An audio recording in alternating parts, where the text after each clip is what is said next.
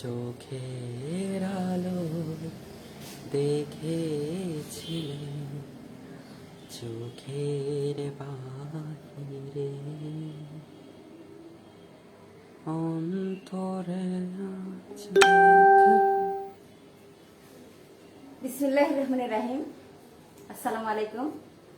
সুপ্রিয় শিক্ষার্থীবৃন্দ, সম্মানিত অভিভাবক, দর্শক, যারা এই মুহূর্তে ল্যাবটি দেখছেন, সকলকে পলাশ থানা মডেল উচ্চ বিদ্যালয়ের পক্ষ থেকে অনলাইন ক্লাসে স্বাগত জানাচ্ছি। বরাবরের মতো ক্লাস পরিচালনায় আমি রাহিমা আক্তার, সরকারি শিক্ষক বাংলা, পলাশ থানা মডেল উচ্চ বিদ্যালয়, পলাশ, নরসিংদী। তো শিক্ষার্থীবৃন্দ, যারা তোমরা এই মুহূর্তে যুক্ত আছো, তারা ল্যাবটি একটু শেয়ার করে দিবে যেন সকলেই দেখতে পারে।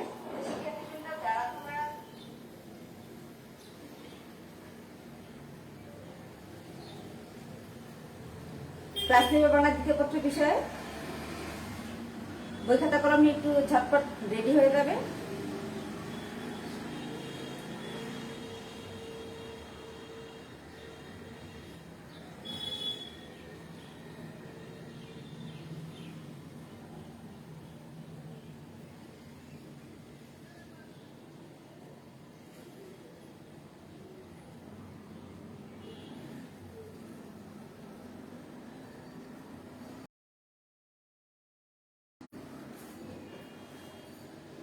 পড়ছিলাম আমরা নবম দশম শ্রেণীর বোর্ড বইয়ের তৃতীয় অধ্যায়ে নবম পরিচ্ছেদ।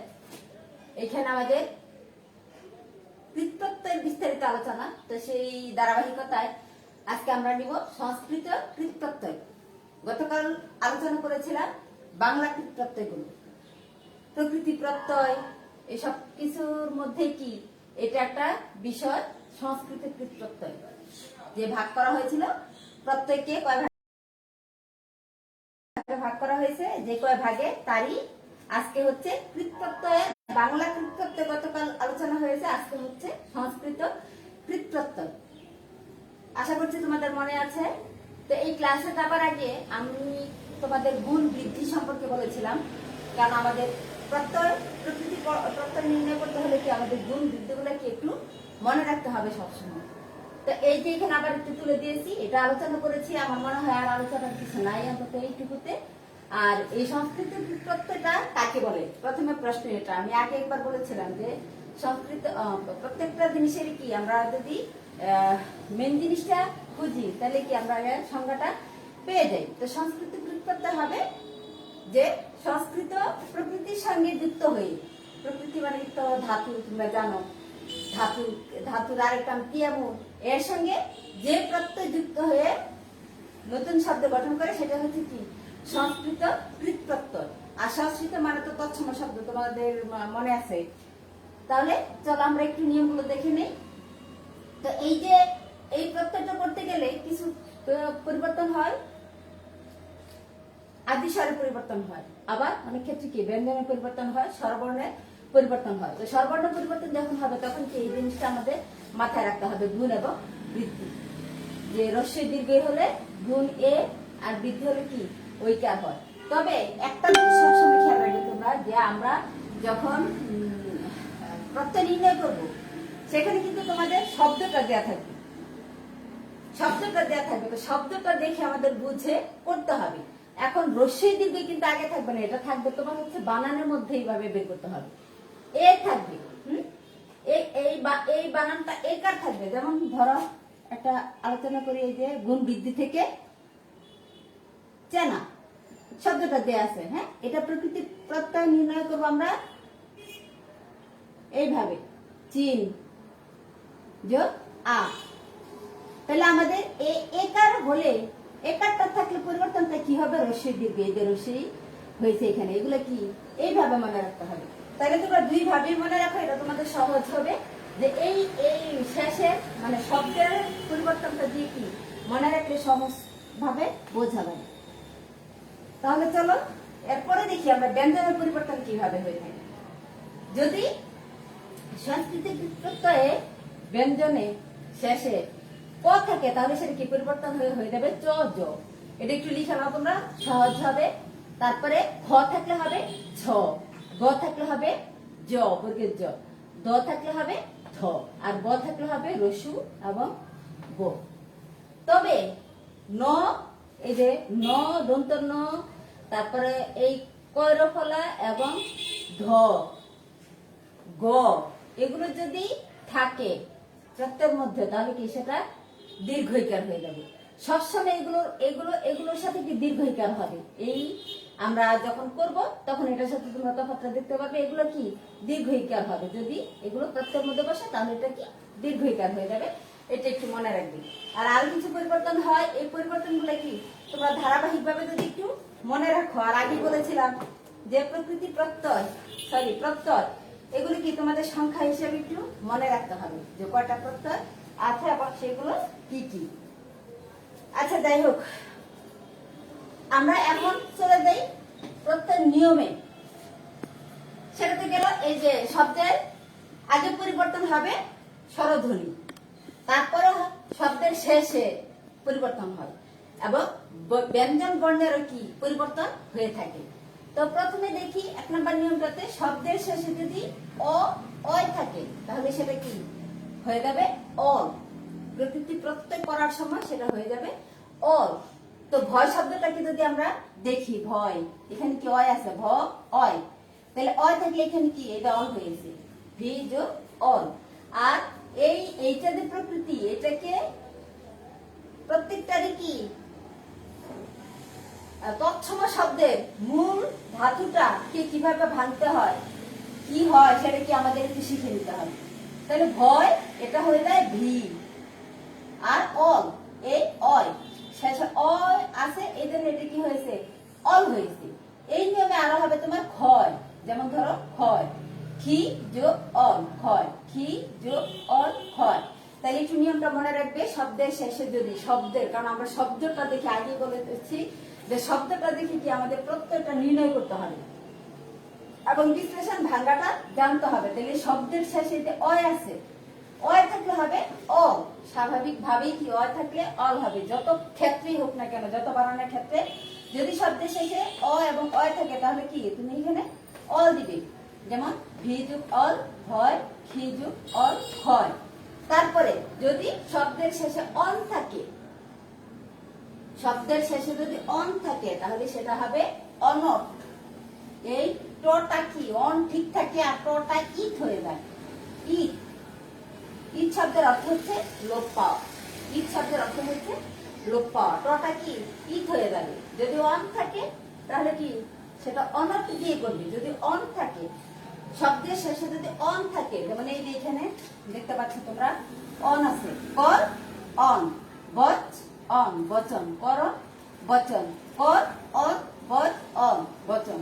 একটু মনোযোগ দিয়ে শুনতে হবে, না হলে কি এটা আমাদের কাছে কঠিনই থেকে যাবে। একটু সহজ ভাবে করার জন্য কি আমি রোজ গুলো দিয়েছি, যেগুলো থেকে সাধারণত কি আমাদের এসে থাকে পরীক্ষায়। তো এটাকে আমরা কিভাবে ভাগ করলাম, যে কর অন, করণ।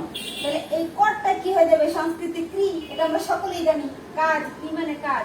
তাহলে এই করটা হয়ে গেল তোমার ক্রি। আর আরেকটা নিয়ম আছে তোমার, সেটা এই যে গুণ বৃদ্ধিতে যদি অ থাকে তাহলে কি হয়, রি হয়। দেখেছে এই যে এখানে গুণ বৃদ্ধি কাজে লেগেছে, অ থাকলে রি হয়, অ আবার কি রি, র, রেফ, এগুলো যদি থাকে তাহলে সেটা কি রিকার হয়ে যায়। র এবং রেফ যদি থাকে, র এবং রেফ যদি থাকে তাহলে সেটা রিকার হয়ে যায়, এটা একটু মনে রাখবে। আর এই যে র, রেফ, এই দুইটা যদি থাকে তাহলে কি হয় রিকার হয়ে যায়, রিকার। র রেফ থাকলে রিকার হয়ে যায়। যেমন পদ, এখানে কি র আছে, এটা কি হয়ে গেছে,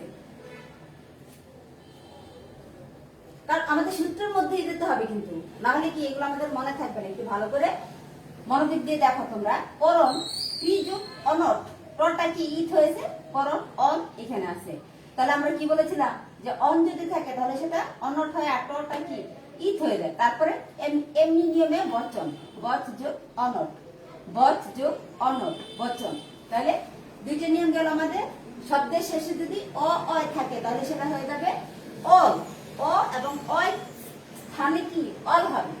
আর যদি অন থাকে তাহলে সেটা কি? তারপরে আরো আছে, তোমরা করতে পারবা, যেমন শ্রবণ।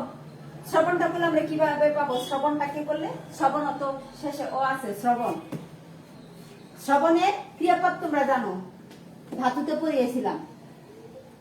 শ্রবণের ক্রিয়াপদ শ্রু যোগ বেতু শ্রবণ, অন আছে সাথে, তাহলে এটা কি হবে? অনর্থ হবে। এই যে ক্লটা ইথ হয়েছে, তাহলে সমান সমান কি হবে? শ্রবণ। এই একই নিয়মে যদি শেষে অন থাকে তাহলে কি চোখ বুঝে সেটা হবে অনর, আর টটা লোপ পাবে। এখন আসি আমরা একটু 3 নাম্বার নিয়মে। দেখো, যদি শব্দের শেষে অক থাকে, যদি শব্দের শেষে অক থাকে তাহলে সেটা হয়ে যাবে ন। কি বলেছি?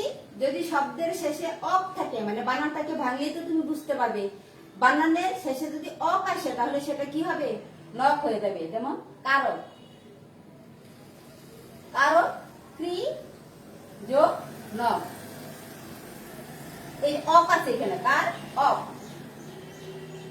অক আছে শেষে, তাহলে অক থাকলে কি হয়? নক হয়ে যাবে। ক্রি যোগ নক কারক, এই যে মূর্ধন্য ন, এটা মনে রাখবে। এমনি আছে পাঠক, পঠ যোগ নক, পাঠক। দুইটা নিয়ম, দুইটা উদাহরণ এখানে দিয়েছি। তাহলে শব্দের শেষে যদি অক থাকে, শব্দের শেষে যদি অক থাকে তাহলে সেটা কি হয়ে যাবে? নক হয়ে যাবে। এগুলো তোমরা ধারাবাহিকভাবে যদি তুলে রাখো তাহলে তোমাদের মুখে মনে থাকবে বেশি। তারপরে দেখো তা ধা, যদি শব্দের শেষে তা এবং ধা থাকে তাহলে সেটা হয়ে যাবে ত্রিশ। শব্দের শেষে যদি তা এবং ধা থাকে তাহলে সেটা হয়ে যাবে ত্রিশ। যেমন নেতা, এই যে শব্দের শেষে তা আছে, শব্দের শেষে তা আছে। আর এইখানে আরেকটা নিয়ম হয়েছে, দেখো, যদি আমি কি বলেছিলাম, যদি ব্যঞ্জন বর্ণের এই যে ন থাকে তাহলে সেটা কি হয়ে যাবে? দীর্ঘইকার হয়ে যাবে। প্রত্যয় সেটা দীর্ঘইকার হয়ে যাবে। এই যে এই নিয়মটা এখানে তুলে দিয়েছিলাম। ন, করফলা, ধ, গ, এগুলো যদি প্রত্যয় মাঝখানে আসে, প্রত্যয় নির্ণয়ের ক্ষেত্রে কি এগুলোতে দীর্ঘইকার হবে। তা নেতা, তারপর এটা কিন্তু গুণ বৃদ্ধিতে আছে। ওই যে ওখানে দেখো নে, এটা কি হয়েছে? নি হয়েছে। আমাদের আছে রস্যি এবং দীর্ঘইকার, রস্যি এবং দীর্ঘইকার। এই যে একার থেকে কি হয়? আদি সব, মানে শব্দের শুরুতে যদি স্বরধ্বনি এ থাকে তাহলে সেটা হয়ে যাবে রস্যি দীর্ঘই। সেই নিয়মটাও এখানে হয়েছে। গুণ বৃদ্ধিটা এই জন্য তোমাদের ভালো করে মনে রাখতে হবে। আর ব্যঞ্জনে কি পরিবর্তন হয়? সংস্কৃত কৃত্যয়ে। আর এই নিয়মগুলোর পরিবর্তনটা কিভাবে আমরা সহজে করতে পারবো, কিভাবে আমরা সহজে করতে পারবো সেই নিয়মগুলো কি তোমাদের একটু দেখতে হবে।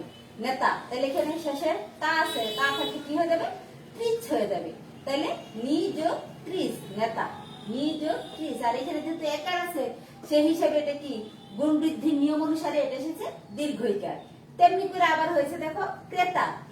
তাহলে আমরা ওই যে কয়রফলা, কয়রফলা থাকলেও কি বলেছিলাম? দীর্ঘইকার হবে, এটার সঙ্গে দীর্ঘইকার হয়ে যাবে। কয়রফলা আছে তো এখানে কি দীর্ঘইকার হয়ে গেছে। তো ক্রেতা হবে তোমার ক্রিজ ত্রিচ, ক্রিজ ত্রিচ মানে ক্রেতা। তাহলে কয়টা নিয়ম আমরা গেল? 4টা নিয়ম গেল মোটামুটি। তারপরে দেখো 5 নম্বর নিয়মটাতে যাই। যদি মান থাকে, শব্দের শেষে যদি মান থাকে তাহলে সেটা হয়ে যাবে তোমার সানচ। শব্দের শেষে যদি মান থাকে সেটা হয়ে যাবে সানচ। এই যে সানচ, এই নিয়মগুলো কি মুখস্থই করতে হবে, আর কোনো বিকল্প নাই। যেমন চলমান, এই যে মান আছে এখানে, চল যোগ সানচ, চলমান। তেমনি আছে বর্ধমান, বৃদ্ধি যোগ সানচ, বৃদ্ধি যোগ সানচ, বর্ধমান। মান থাকলে হবে সানচ।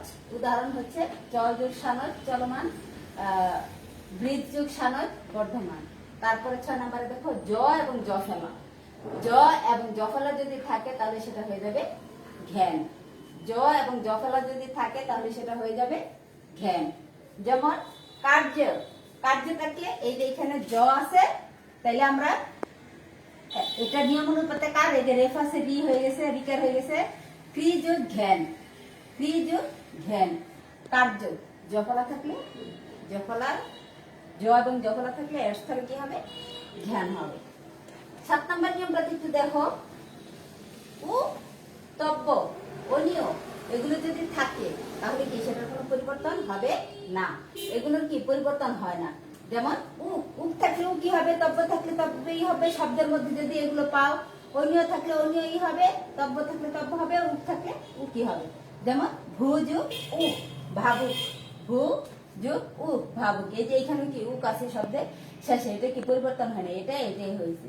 তারপর কর্তব্য ক্রি যুগ তব্য, ক্রি যুগ তব্য কর্তব্য। এই যে এখানে শব্দের মধ্যে কি তব্য আছে, রফলার জন্য বিকার ব ক্রি, ক্রি যুগ তব্য কর্তব্য।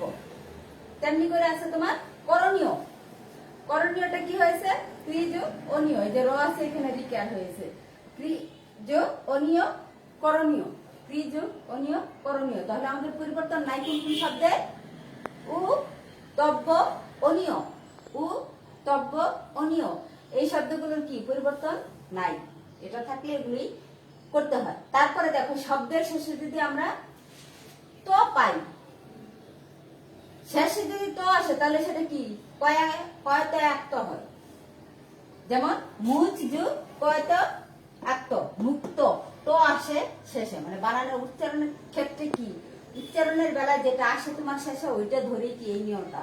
তো থাকলে কয়েকত, মুচ যুগ কয়েকত, মুচ যুগ কয়েকত, মুক্ত, মুক্তটা হচ্ছে মুচ যুগ কয়েকত। আর আমরা এই যে মুচটা এসেছে এখানে কিন্তু ক এর জায়গায় চ যোগ, ক এর জায়গায় চ এবং জ পরিবর্তন। এইভাবে যদি তোমরা এগুলো খাতায় লিখে একটু মনে রাখো তাহলে কি সহজে পড়তে পারবে, তোমাদের সমস্যা হবে না। তাহলে তি থাকলে শব্দের শেষে যদি তি আসে উচ্চারণের বেলায় তাহলে সেটা হবে কয়ত এক রস্বইকার, কয়ত এক রস্বইকার। যেমন মুচ যোগ তি কয়ত রস্বইকার মুক্তি। একটু মন দিয়ে পড়লে কি সেটা একটু কঠিন মনে হয় না। তো যাই হোক, এরপরে যদি তোমাদের সমস্যা হয় তোমরা অবশ্যই সেগুলো বলবে। সংস্কৃত প্রত্যয় থেকে আজকে এই নিয়মগুলো কি আমি তুলে ধরেছি। এখানে আরো কিছু আছে, আসলে বোর্ডে অত নিয়মগুলো কি ইয়া হয় না, জায়গাও হয় না। তো আমি আশা করছি তোমরা বাড়িতে একটু মন দিয়ে পড়বে, আর যে কয়েকটাই বাকি আছে তোমরা একটু সহজেই বুঝে যাবে, সমস্যা হবে না আশা করছি। তাহলে শিক্ষার্থীবৃন্দ, আজকে আমরা সংস্কৃত প্রত্যয়ে যে নিয়মগুলো সম্পর্কে আলোচনা করেছি, প্রত্যয় প্রকৃতি, প্রকৃতি কি ক্রিয়ার মূলকে প্রকৃতি বলে, ক্রিয়ামূল প্রকৃতি ধাতু এগুলো কি একই শব্দ। তো এর সঙ্গে যে অংশ যুক্ত হয়ে নতুন শব্দ গঠন করে সেই বর্ণ বা বর্ণ সমষ্টি হচ্ছে প্রত্যয়। তো প্রত্যয়কে দুই ভাগে ভাগ করা হয়েছে, কৃত প্রত্যয় এবং তদ্ধিত প্রত্যয়। কৃত প্রত্যয়কে আবার দুই ভাগে ভাগ করা হয়েছে, একটা হচ্ছে সংস্কৃত আর একটা হচ্ছে বাংলা কৃত প্রত্যয়। আর তদ্ধিত প্রত্যয়কে তিন ভাগে ভাগ করা হয়েছে, সামনের ক্লাসে আলোচনা করব সেই ভাগগুলো নিয়ে। তো বাংলা কৃত প্রত্যয় গতকাল আলোচনা করেছি, আজকে সংস্কৃত। তো সংস্কৃত কৃত প্রত্যয় এখানে কি নিয়মগুলো, এর মধ্যে আবার গুণ বৃদ্ধি এগুলো আলোচনা করেছিলাম। তারপরে ঈদ, এটা বাকি ছিল। ঈদটা হচ্ছে লোপ পাওয়া, ঈদ শব্দটা হচ্ছে কোন বর্ণ লোপ পেলে সেটাকে ঈদ বলা হয়। আর এখানে স্বরবর্ণের গুণ বৃদ্ধিটা দেখেছি এবং ব্যঞ্জন বর্ণ পরিবর্তন হয়ে কি হয় সেটাও দেখেছি। আর এগুলো কি একটু মনে রাখবে যে এগুলো হলে কি দীর্ঘইকার হবে, এই বর্ণগুলোর সঙ্গে দীর্ঘইকার যুক্ত করে করতে হবে, এখানে উদাহরণে দেখিয়েছি। আর একটা নিয়ম মোটামুটি তুলে ধরেছি, তার উপরে একটু আমরা দেখে নিই যে শব্দের শেষে এক নাম্বার কি বলেছিলাম, যদি শব্দের শেষে অয় থাকে তাহলে সেটা কি হয়ে যাবে, অ হয়ে যাবে। শব্দের শেষে অয় থাকলে সেটা যেমন হয় ভিজ অ। তারপরে অন থাকে, শব্দের শেষে যদি অন থাকে তাহলে সেটা হয়ে যাবে অনট। যেমন ক্রি যোগ অনট করণ, বচ যোগ অনট বচন, সু যোগ অনট শ্রবণ। আর শব্দের শেষে যদি অক থাকে সেটা হয়ে যাবে নক। যেমন পঠ যোগ নক পাঠক, ক্রি যোগ নক কারক। আর তা ধা থাকে, শব্দের শেষে যদি তা এবং ধা থাকে তাহলে সেটা হবে ত্রিশ। শব্দের শেষে তা এবং দা থাকে সেটা হবে ত্রিশ। আর ওই নিয়মগুলো অনুপাতে এই যে এই অক্ষরগুলো আসবে কি এই অক্ষরের সাথে দীর্ঘইকার যুক্ত করে দিতে হবে।